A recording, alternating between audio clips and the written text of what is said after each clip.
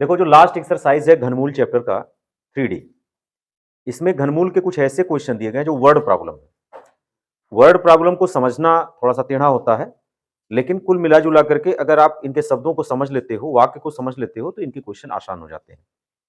चूंकि ये घनमूल पर आधारित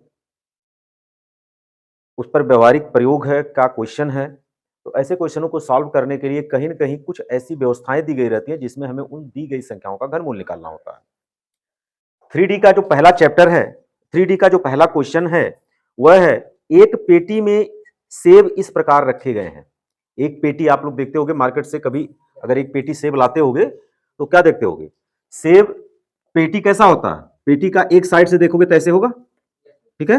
कुछ इस तरह का सेब का पेटी होता कि नहीं होता है? इस तरह के सेब का होता है। तो यहाँ पे सेब रखा होता है, यहाँ ऐसे सेब रखा होता है, और फिर इधर भी ऐसे ऐसे सेब रखा रहता है, और फिर नीचे ऊपर इसकी तहें लगाई जाती है। क्या लगाई जाती है? तहें। तो मैं पूछूं पेटी में कुल कितना सेब है, या एक पंक्ति में कितना सेब है, अगर इसका पता करना हो तो कैसे पता करेंगे? तो देखो बेटा, 1 2 3 4 5, 5 लाइन इस तरह से लगी हुई है, और एक लाइन में कितने सेब दिख रहे हैं? 1 2 3 4 5 6 7। तो एक लाइन में 7 सेब है, और कुल क्या लाइन है? 1 2 3 4 5, कुल 5 पंक्ति हो गया। ये पंक्ति हो गया, 1 2 3 4 5, ये 5 पंक्ति हो गया। और एक पंक्ति में कितने सेब हुए? 1 2 3 4 5 6 7, ये 7 सेब हमारे हो गए। तो अगर एक पंक्ति में 7 सेब है तो 5 पंक्ति में कितने सेब होंगे? 5 गुणे 7 35 होंगे। अगर उसकी तहें कितनी लगे हों? 1 2 3 4 5 6 7 8, अगर नीचे से ऊपर मतलब 8 तहें लगे हो, तो इसमें भी 8 का अगर गुणा कर दोगे तो कुल सेबों की संख्या निकल जाएगी। नहीं निकल जाएगी। तो इस क्वेश्चन में पंक्तियों की संख्या अलग है, एक पंक्ति में रखे गए सेबों की संख्या अलग है, और एक एक तह में रखे गए सेबों की संख्या अलग है, या एक हो कि तहों की संख्या अलग है। तो अगर कुल सेबों की संख्या पूछे तो तीनों का गुणा कर दिए। लेकिन हमारा जो घनमूल अध्याय है, उस घनमूल अध्याय में जितने पंक्ति रखे जाएंगे, मान लो 5 पंक्ति रखे गए, तो 5 ही सेब भी रखे जाएंगे, ठीक है? अर्थात एक पंक्ति में 5 सेब होगा, और 5 ही तह रखी जाएंगी। तो वहां पर मान लो एक पंक्ति में 5 सेब रखा गया, और एक मान लो कुल पंक्तियों की संख्या 5 है, और एक पंक्ति में 5 सेब रखा गया, और 5 तह है, तो उसमें हम 5 का गुणा कर देंगे। तो कुल कितना हुआ? 5 बचे 25, 25 125 से हुआ। तो कुछ क्वेश्चन हमारा इसी तरह से रहेगा, मतलब एक पेटी में जितने सेब रखे जाएंगे, एक पंक्ति में जितने पंक्ति होंगे, उस पंक्ति में उतने ही सेब होंगे और उतनी ही तहे होंगी। तो हमें क्या करना होगा? अगर सेबों की संख्या निकालनी है तो घनमूल निकाल लेना होगा। अगर वो कहेगा कि कुल पेटी में इतने सेब हैं, तो कितनी पंक्तियां हैं, या एक पंक्ति में कितने सेब हैं, ये निकालना, तो उस दी गई संख्या का घनमूल निकाल लेंगे। यही तरीका है। तो क्वेश्चन नंबर इसमें कहता है, एक पेटी में सेब इस प्रकार रखे गए हैं कि प्रत्येक तह की प्रत्येक पंक्ति में उतने ही सेब हैं जितनी उस तह में पंक्तियां। इसका मतलब क्या हुआ? पेटी कुछ इस तरह का है। पेटी कैसा है? पेटी घनाकार है। पेटी क्या है? घनाकार है।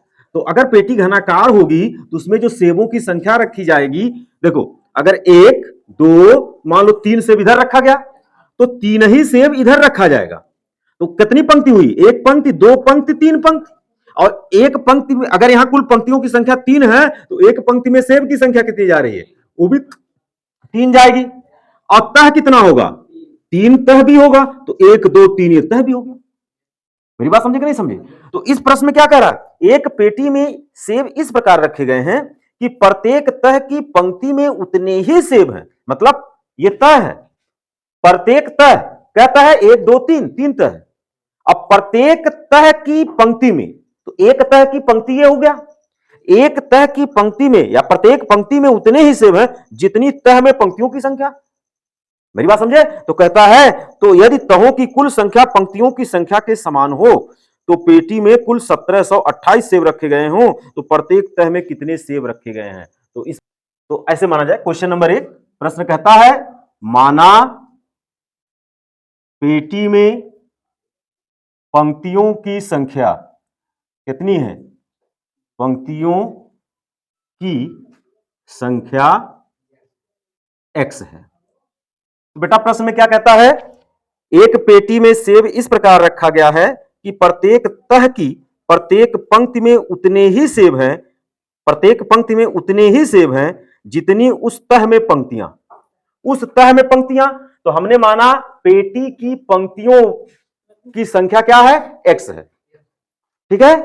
तो एक पंक्ति में, तो एक पंक्ति में, एक पंक्ति में सेबों की संख्या कितनी हो जाएगी, सेबों की संख्या भी क्या हो जाएगी, x होगी, होगी कि नहीं होगी। फिर प्रश्न में कहता है यदि तहों की कुल संख्या पंक्तियों की संख्या के बराबर हो, तो पेटी में पंक्तियों की संख्या आपने कितना माना है, x, तो तहों की संख्या कितनी हो गई, तो तथा तहों की संख्या, तहों की संख्या वो भी क्या हो जाएगा, x होगी, बराबर x होगी। क्योंकि क्वेश्चन में कह रहा है कि प्रत्येक पेटी में जितनी पंक्तियां हैं उस तह की प्रत्येक पंक्ति में उतने सेब हैं, और फिर कहा यह पंक्ति, उस पेटी में जितनी पंक्तियां हैं उतने ही तहों की संख्या है कि नहीं है। तो मतलब पंक्तियों की संख्या और एक पंक्ति में सेबों की संख्या, और प्रत्येक तह में जितने भी मतलब जितने पंक्तियां उतने तहों की संख्या, ये सब के सब बराबर हैं। तो अगर मैं तीनों का गुणा कर दूंगा आपस में तो कुल सेबों की संख्या निकल जाएगी। अतः पेटी में सेबों की संख्या कितनी हो जाएगी, सेबों की संख्या बराबर x गुणे x होगी, और ये हो जाएगा x क्यूब। प्रश्नानुसार क्या कह रहा है, प्रश्नानुसार पेटी में कुल कितने सेब हैं बेटा, पेटी में कुल कितने सेब हैं, पेटी में दे रखा है कुल 1728 सेब हैं। तो प्रश्नानुसार हमने निकाला कि पेटी में कुल सेबों की संख्या x पे 3 घात है, और प्रश्न कहता नहीं 1728 है। तो हम क्या करेंगे, हमने निकाला कि पेटी में x क्यूब सेब हैं, और यहां कितना सेब क्वेश्चन में दिया है 1728 है। तो हम लोग क्या करेंगे, x क्यूब को 1728 के बराबर कर देंगे। जब x क्यूब को 1728 के बराबर करेंगे तो यहां से निकालेंगे x की वैल्यू, तो इस संख्या का क्या निकलेगा, घनमूल, घनमूल निकालोगे 1728 का।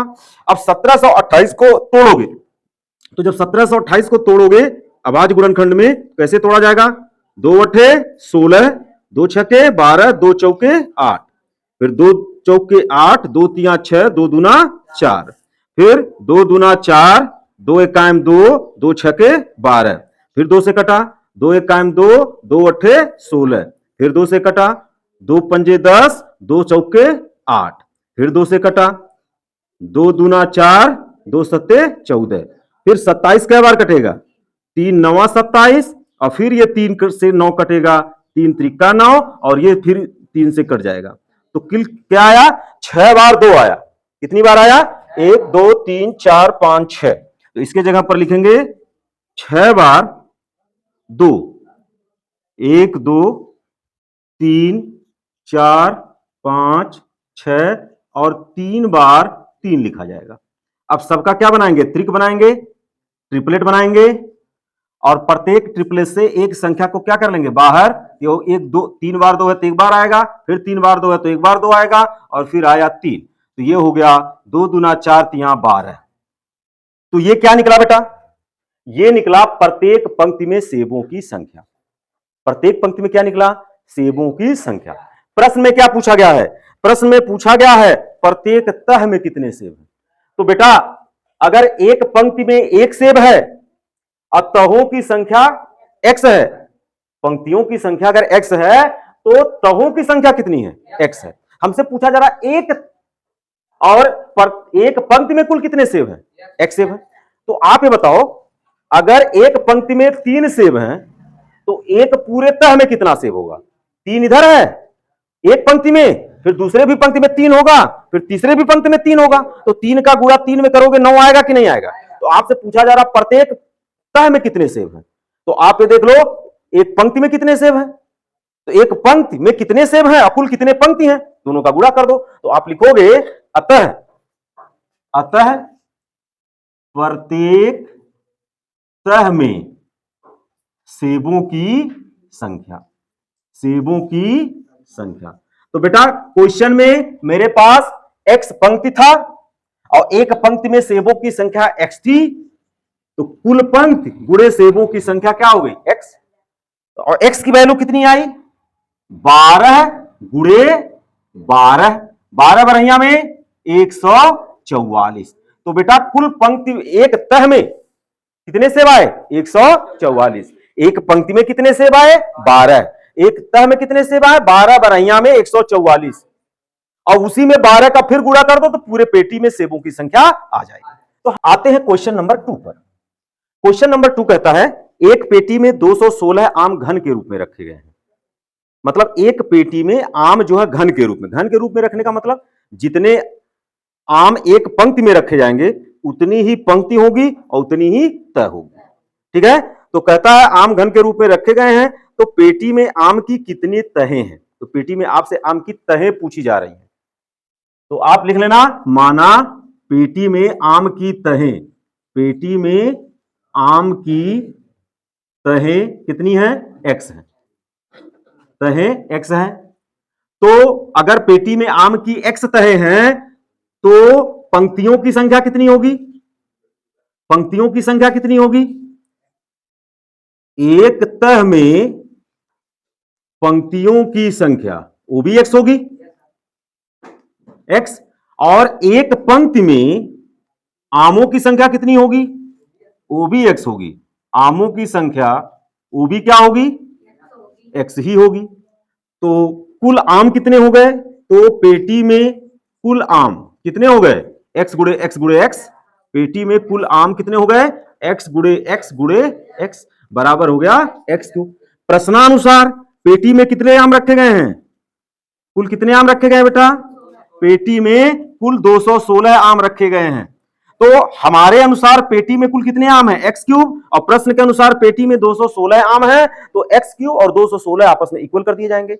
तो अगर ये इक्वल कर दिए गए तो x की वैल्यू निकालोगे तो आपको इसका घनमूल निकालना होगा 216 का, और जब 216 का घनमूल निकालोगे तो इसको आप अभाज्य गुणनखंड में तोड़ोगे, ये कितना आएगा 2 गुणे 108, 2 गुणे 54, 2 गुणे 27 गुणे 3 गुणे 3 गुणे 3। तो बेटा जब इसे घन के चिन्ह से बाहर निकालोगे तो एक त्रिक में से एक आ जाएगा और 3 के त्रिक से एक आ जाएगा, ये कितना हो गया 6। तो आपसे पूछा गया है प्रश्न में कि पेटी में आम की कुल कितने तहें हैं, तो उत्तर में लिखना अतः पेटी में कुल आम की कितनी तहें हैं, अतः आंसर में लिख लेना पेटी में आम की कुल 6 तहें हैं। नंबर 3 ये कहता है कि एक संदूक में चाक के डिब्बे घन के रूप में रखे गए हैं। कैसे रखे गए हैं, घन के रूप में। घन के रूप में रखने का मतलब है कि अगर एक तह में 3 पंक्ति हैं, एक तह में 3 पंक्ति हैं या x पंक्ति हैं, तो एक पंक्ति में चाकों की संख्या कितनी, चाक के डिब्बों की संख्या कितनी हो गई x। अगर एक पंक्ति में चाकों के डिब्बों की संख्या x हो तो पंक्ति की संख्या x हो गई। अब जितनी पंक्तियां होंगी उतनी तहें होंगी, तो पूछ रहा है तो संदूक के एक तह में चाक के कितने डिब्बे रखे गए, तो एक तह में पूरा चाक के डिब्बे पूछ रहा है। ठीक है, प्रश्न के अनुसार जैसे मान लो कि एक हमने एक चाक का डिब्बा रखा, दूसरा रखा, तीसरा रखा, चौथा चाक का डिब्बा रख दिया, तो इस पंक्ति में कितने चाक के डिब्बे इस तरह से रखे जाएंगे, 4 चाक के डिब्बे इस तरह से रखे जाएंगे। तो तह में कितने चाक हो गए, 4 पंक्ति हैं और एक तह में 4 चाक के डिब्बे हैं, तो 4 चौक 16 हो गया। और जितनी पंक्तियां हैं उतने ही तह हैं, तो 1 2 3 4 पंक्तियां हैं तो 4 तह हो गया। ठीक है ना, ठीक है। तो उसने पूछा प्रत्येक पंक्ति में, प्रत्येक तह में कितने चाक के डिब्बे हैं। तो पहले ये मान लें, माना संदूक में कुल तहों की संख्या, बात नहीं, कुल तहों की संख्या क्या है x है। तो अगर कुल तहों की संख्या x है तो पंक्तियों की संख्या क्या होगा, वो भी x होगा, तथा प्रत्येक पंक्ति में प्रत्येक पंक्ति में चाक के डिब्बों की संख्या कितनी हो जाएगी? वो भी एक्स हो जाएगी। डिब्बों की संख्या ए भी एक्स हो गई, होगी नहीं होगी? तो ये बताओ, तो संदूक में कुल डिब्बों की संख्या कितनी हो गई? संदूक में कुल डिब्बों की संख्या, भाई कुल तह एक्स था, एक तह में एक्स पंक्ति था और एक पंक्ति में एक्स चाक के डिब्बे थे। तो मैंने कहा संदूक में कुल डिब्बों की संख्या कितनी हो जाएगी? तो आप लिखोगे एक्स गुणे एक्स गुणे एक्स होगी, और जब एक्स का 3 बार गुणा करेंगे तो एक्स पे 3 घात हो जाएगा। प्रश्नानुसार क्या कह रहा है? प्रश्नानुसार यह कह रहा है कि यदि कुल डिब्बों की संख्या 2744 हो, हमारे अनुसार डिब्बों की कुल संख्या कितनी है? एक्स क्यूब, और प्रश्न के अनुसार डिब्बों की संख्या कुल कितनी है? 2744। तो हम लोग एक्स क्यूब को किसके इक्वल कर देंगे? 2744 के इक्वल करेंगे। तो प्रश्नानुसार हम लोग क्या लिखेंगे? X cube is equal to 2744। अब बेटा एक्स का घनमूल निकालेंगे, एक्स की वैल्यू जब निकालेंगे तो इसका क्या हो जाएगा? उधर वाली संख्या का घनमूल। अब हम लोग क्या करेंगे? 2744 का खंड करेंगे। तो जब 2744 का अभाज्य खंड करेंगे तो इसको कैसे लिखेंगे? 2 से कटेगा, 2 एकाम 2, 2 3 6, 2 7 14, 2 दूना 4, 2 6 12, 2 8 16 और 2 6 12, फिर 2 से कटेगा, 2 3 6, 2 चौक 8, 2 3 6, फिर एक इससे कटेगा, 7 चौक 28, 7 9 63, फिर 7 7 49, 7 एकाम 7। तो इसका खंड कितना बन गया? इसका खंड बन गया 2 गुणे 2 गुणे 2 गुणे 7 गुणे 7 गुणे 7, और सबका हम क्या बनाएंगे? ट्रिपलेट। तो इससे बाहर निकालोगे तो 2 गुणे 7, तो ये कितना हो जाएगा? 14। अर्थात उस संदूक के डिब्बे में कुल तहों की संख्या कितनी है? 14। कुल पंक्तियों की संख्या कितनी है? एक तह में पंक्तियों की संख्या। तो पंक्तियों की संख्या, ये पंक्तियों की संख्या एक तह में है, ये पंक्तियों की संख्या कितनी है? तो यहां पे लिख लो, तो एक तह में, पूरे डिब्बों में नहीं, एक तह में पंक्तियों की संख्या एक्स हो गई, और प्रत्येक पंक्ति में, यहां देखो पंक्ति छूट गया है, प्रत्येक पंक्ति में चाक के डिब्बों की संख्या हुई कितनी? 14। प्रश्न में पूछा जा रहा है एक तह में कितने डिब्बे रखे गए हैं? तो देखो एक तह ये पूरे नीचे वाली हुई, तो एक तह में कुल डिब्बों की संख्या, कुल डिब्बों की संख्या बताओ किसके बराबर हो जाएगा? भैया एक तह में कुल एक्स पंक्ति हैं और एक पंक्ति में कुल एक्स डिब्बे हैं, तो एक तह में कुल डिब्बों की संख्या एक्स गुणे एक्स होगी, और एक्स का मान कितना आया? 14, और फिर एक्स का मान कितना आया? 14, तो 14 14 में 196। अर्थात एक तह में 196 चाक के डिब्बे रखे गए।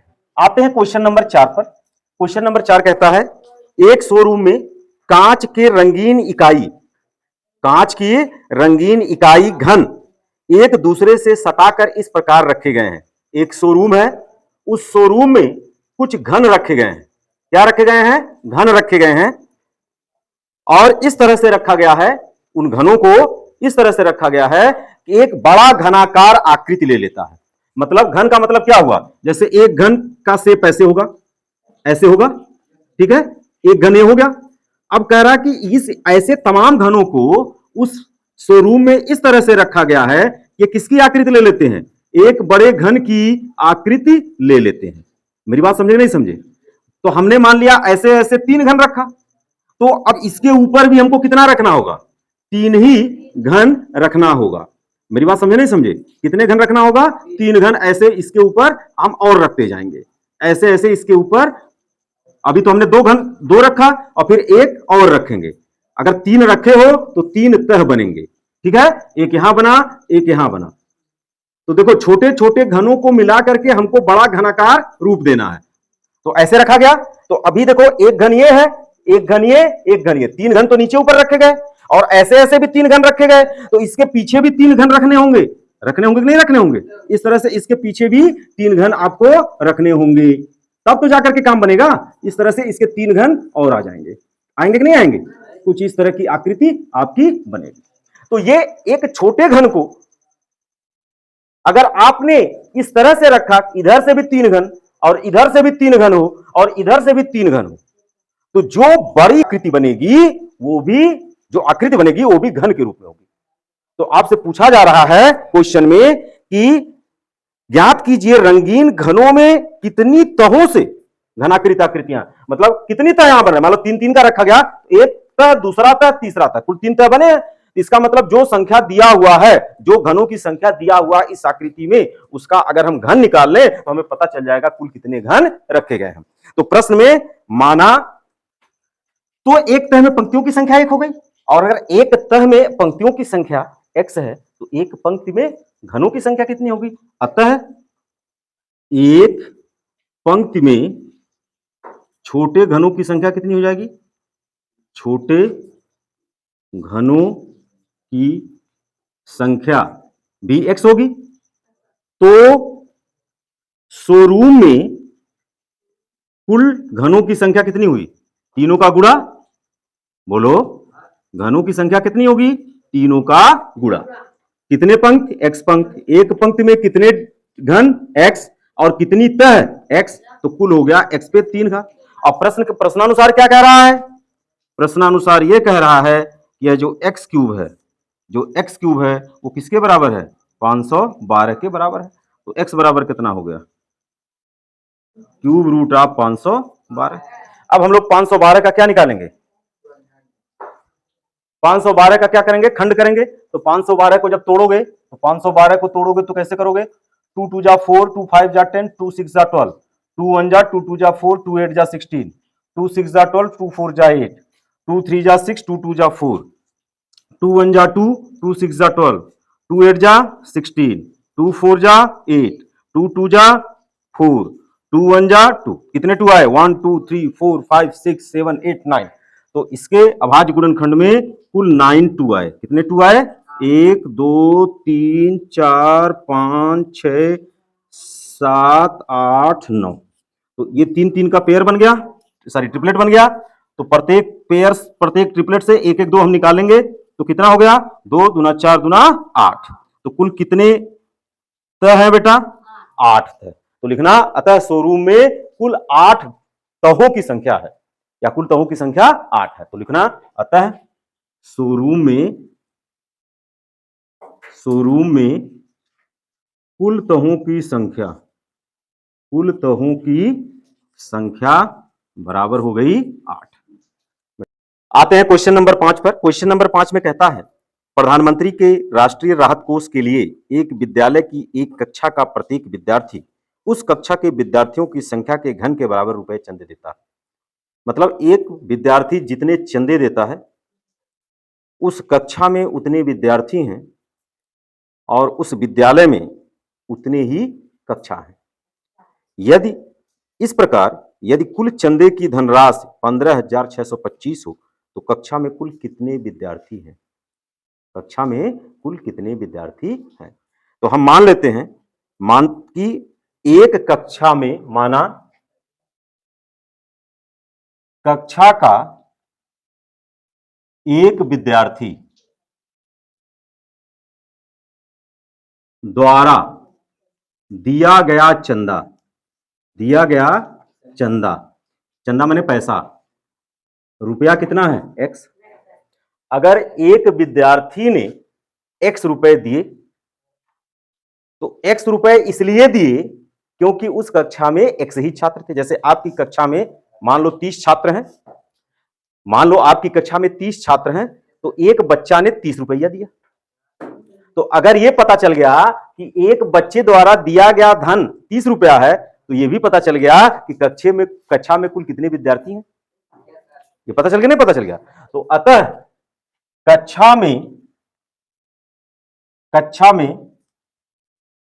में कुल विद्यार्थियों की संख्या, कुल विद्यार्थियों की संख्या कितनी होगी, x होगी।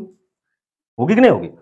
एक विद्यार्थी ने अगर 30 रुपया दिया तो कक्षा में कुल 30 रुपए, 30 बच्चे हुए।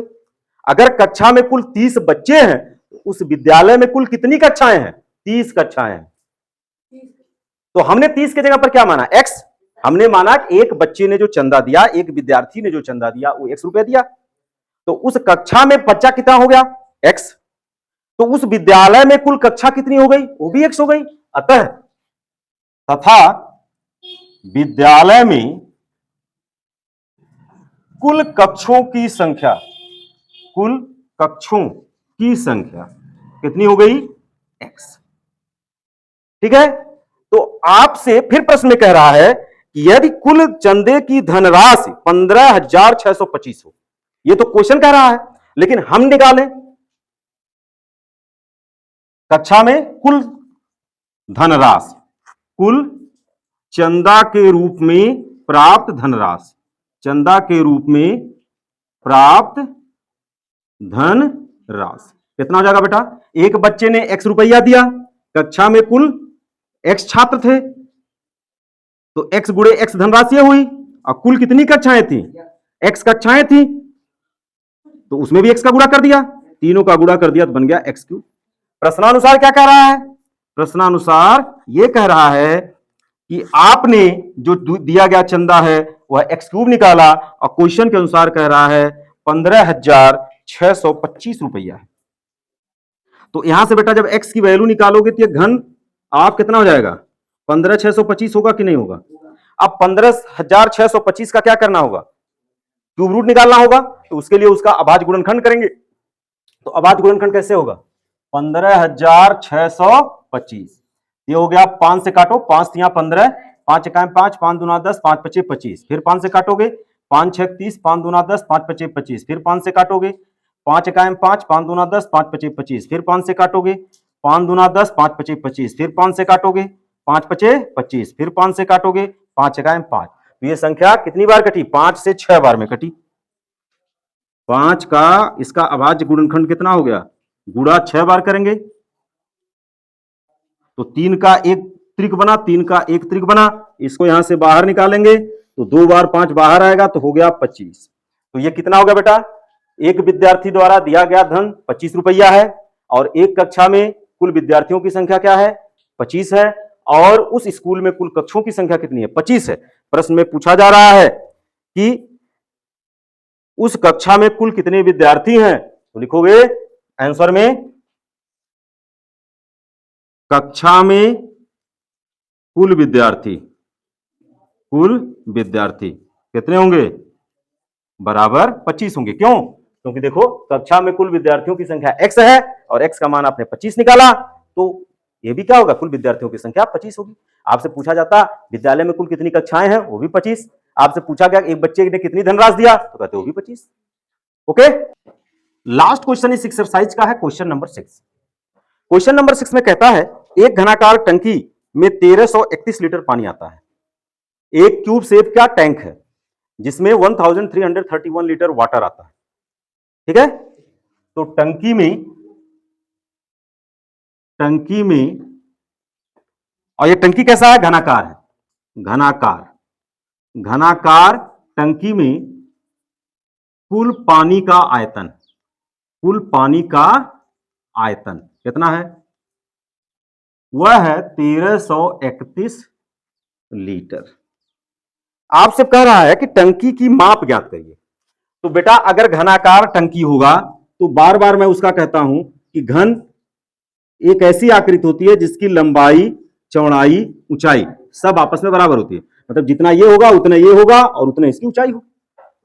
तो ये घन हुआ, और घन का जो आयतन होता है लंबाई गुणे चौड़ाई गुणे ऊंचाई होता है। तो लिखोगे घनाकार टंकी में कुल पानी का आयतन इतना है, तो ऊपर लिख लोगे माना टंकी की एक भुजा बराबर x मीटर है। बेटा आपने टंकी की एक भुजा की लंबाई मीटर में नापा है, नापा कि नहीं नापा। और इस प्रश्न में क्या कह रहा है, कह रहा है कि 1000 लीटर पानी का आयतन 1 घन मीटर के बराबर है। प्रश्न में कह रहा है कि 1000 लीटर जो होता है वह 1 घन मीटर के बराबर होता है। यह मीटर में है, यह लीटर में, हम इसकी तुलना नहीं कर सकते। अगर इकाई बराबर होगा तभी हम तुलना कर सकते हैं। तो इसको हमें किस में बनना पड़ेगा, मीटर में, घन मीटर में बनाना होगा। तो बेटा 1 घन मीटर बराबर क्वेश्चन में दे रहा है 1000 लीटर। तो हमें अगर इस लीटर को मीटर में कन्वर्ट करना है, इस 1000 को भाग देना होगा, तो 1/1000 घन मीटर। देखो 1000 इधर है, इसको इधर ले आया, भाग दे दिया, 1/1000 हो गया। 1/1000 घन मीटर किसके बराबर हो गया? 1 लीटर के क्या हो गया? बराबर हो गया। हुआ कि नहीं हुआ? हमें इस लीटर को हटाना है, तो अगर इस लीटर को हटाना है 1 लीटर को, तो उसके जगह पर 1/1000 घन मीटर रखना होगा। तो इसके जगह पर हम क्या कर देते हैं, 1331 गुणे 1/1000 घन मीटर कर देते हैं। तो ये कितना हो गया? 1331/1000 घन मीटर हो गया। अब देखो, अब जो हम इस टंकी में जो पानी का आयतन है, इसको अगर इस रूप में लिखेंगे तो हम जानते हैं कि घनाकार टंकी अगर मीटर में दिया हो तो उसका आयतन किसके बराबर होता है? एक्स क्यूब के। अब यह एक्स क्यूब घन मीटर हुआ और ए भी वैल्यू घन मीटर में आया। अब दोनों को हम इक्वल कर सकते हैं। तो जब हम इसको इक्वल करेंगे तो एक्स की वैल्यू कितना आ गया? 1331/1000 आया कि नहीं आया? ये इसका घन निकालोगे, अब 1331 का खंड करोगे, ये आएगा 11 गुणे 11 गुणे 11 बटे 10 गुणे 10 गुणे 10। इस क्यूब रूट से बाहर करेंगे तो ये आएगा 11/10, भाग दे देंगे, ये बन जाएगा 1.1 मीटर। तो आपसे पूछ क्या रहा है कि टंकी की माप बताइए। तो टंकी की एक भुजा की लंबाई, आंसर में क्या लिखोगे? टंकी की भुजा क्या है? यह भुजा चाहे लंबाई कहो, चाहे चौड़ाई कहो, चाहे ऊंचाई कहो, सब 1.1 मीटर